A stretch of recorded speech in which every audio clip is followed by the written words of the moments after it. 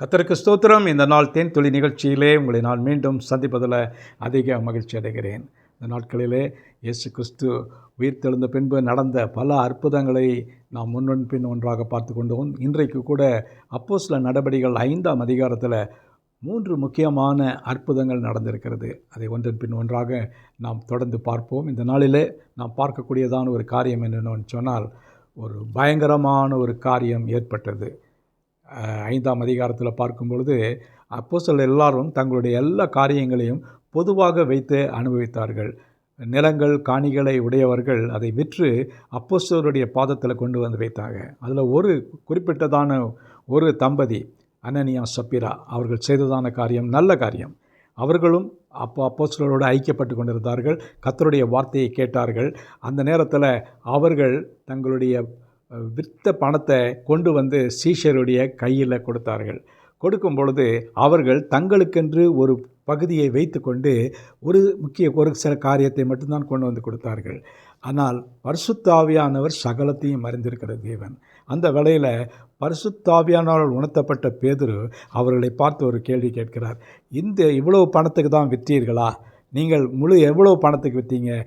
நீங்கள் முழு காணிக்கையும் கொண்டு வந்து கொடுக்கவில்லையா நீங்கள் என்று அவர்களை கேள்வி கேட்கும் பொழுது அதில் ஒரு பங்கை அவர்கள் மறைத்து வைத்து அவர்கள் தனங்களுக்கென்று வைத்து கொண்டார்கள் என்று கண்டுபிடிக்கப்பட்டார்கள்.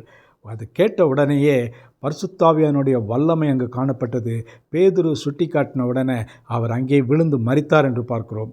அவரோடு கூட கொஞ்ச நேரம் கழித்து அவருடைய மனைவி உள்ளே வந்து அதே காரியத்தை பேதுருவிடத்தில் கேட்கும்போது, இன்ன விலைக்கு தான் விற்றீர்களா என்று கேட்கின்ற வேளையில் அந்த நேரத்தில் அவளும் பொய் சொன்னாள். அவளும் கொஞ்சத்தை வைத்து கொண்டு மீதியை தான் கொடுத்தார்கள் என்று அந்த இடத்துல சொல்லும் பொழுது, அந்த நேரத்தில் கூட பேதுரு கோவப்பட்டு, இதோ உன்னுடைய கணவனை அடக்கம் செய்ய வந்தவர்கள் இருக்கிறாங்க, அவர்கள் உன்னை இழுத்து கொண்டு போவார்கள் என்று சொல்லி அவளும் மரித்தாள். இந்த நேரத்தில் நாம் அறிந்து கொள்ள வேண்டியது காரியம் என்று சொன்னால், பொய் சொல்லக்கூடாது. அதுவும் பரிசுத்த ஆவியானவருக்கு பொய்யை சொல்லக்கூடாது. இந்த நேரத்தில் நம்முடைய காணிக்கைகளையும் தசமபாகங்களையும் தேவன் அவர் விரும்புகிறதில்லை, கொடுங்க என்று கேட்கறதில்லை. ஆனால் அதை மனப்பூர்வமாய் கொடுக்க வேண்டும், முழுவதுமாய் கொடுக்க வேண்டும் என்று அவர் விரும்புகிறார்.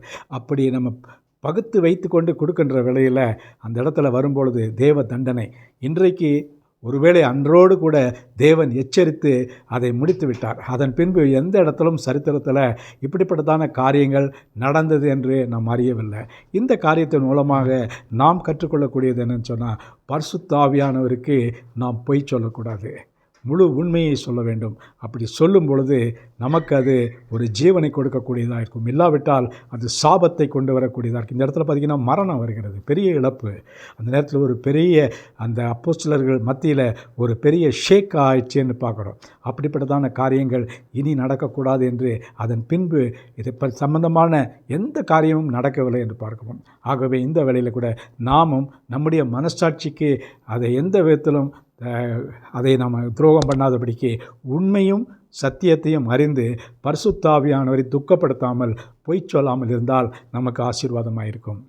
இந்த நேரத்தில் ஜெபிப்போம். நல்ல ஆண்டவரே, பரிசுத்த ஆவியானவருக்கு பொய் சொல்லக்கூடாது என்று சொன்ன இந்த காரியத்தில், இந்த குடும்பத்தில் கணவனும் மனைவியும் பட்ட தண்டனையை நாங்கள் அறிவோம். ஆண்டவரே, இது எங்களுக்கு ஒரு எச்சரிக்கையாக இருக்கிறது.